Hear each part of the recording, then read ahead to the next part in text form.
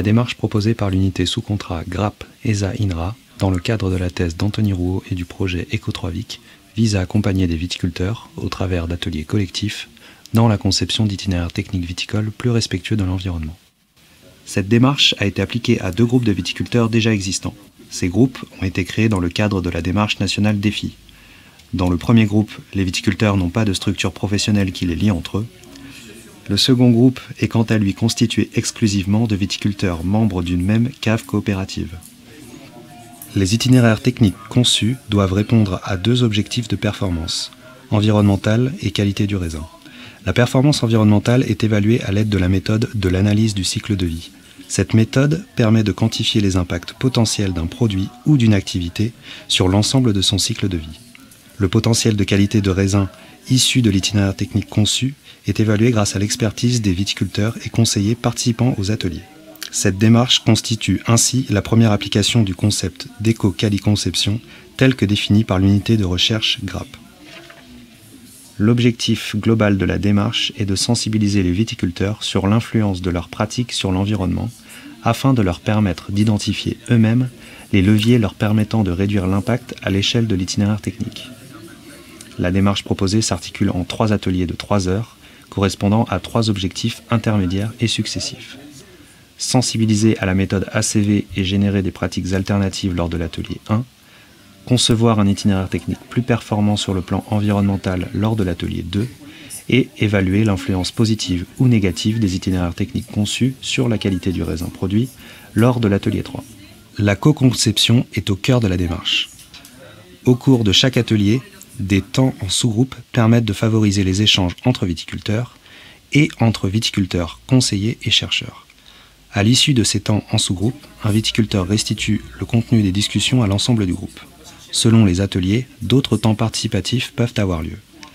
Métaplan libre et collectif sur la thématique environnement à l'atelier 1, métaplan guidé en sous-groupe sur le lien pratique-qualité à l'atelier 3. Des apports de connaissances réalisés par les chercheurs peuvent intervenir à différents moments des ateliers. Enfin, il est important de souligner l'imbrication des 3 ateliers, le résultat des travaux en sous-groupe étant systématiquement réutilisé à l'atelier suivant.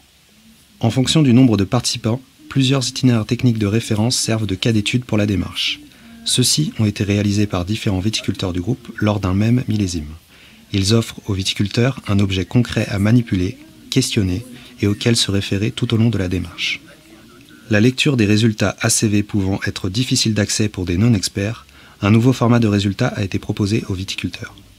Ce format réunit plusieurs niveaux d'information.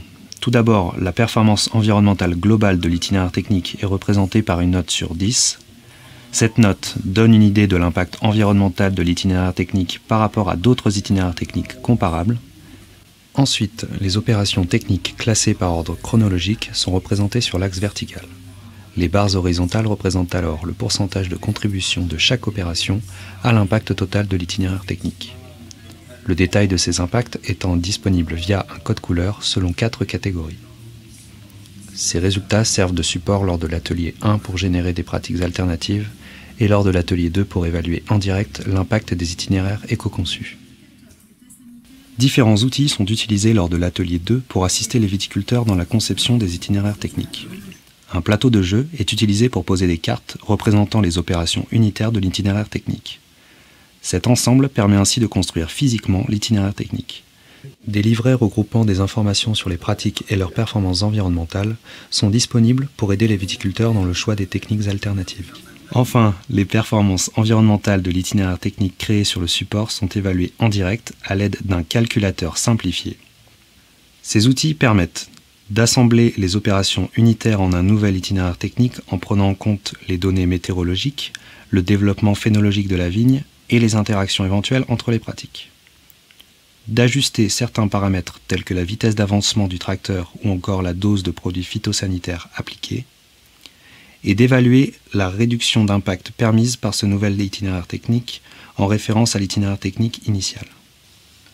La qualité des raisins et des vins est une notion multicritère et complexe qui ne bénéficie pas à ce jour de modèles permettant de la prédire en fonction d'un itinéraire technique donné.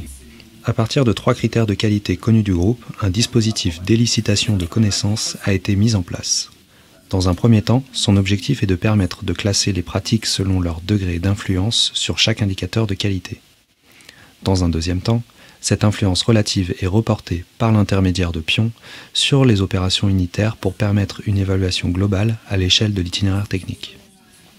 Ces travaux vont se poursuivre dans le cadre du projet Eco3Vic avec la perspective d'intégrer la dimension économique à l'échelle de l'exploitation. D'autres déclinaisons de l'approche à l'échelle de la filière, en intégrant d'autres acteurs du territoire et le point de vue du consommateur, sont envisagées. Enfin, les supports d'animation créés au cours de cette session d'atelier pourraient être valorisés au travers d'un serious game à l'intention de la formation agricole.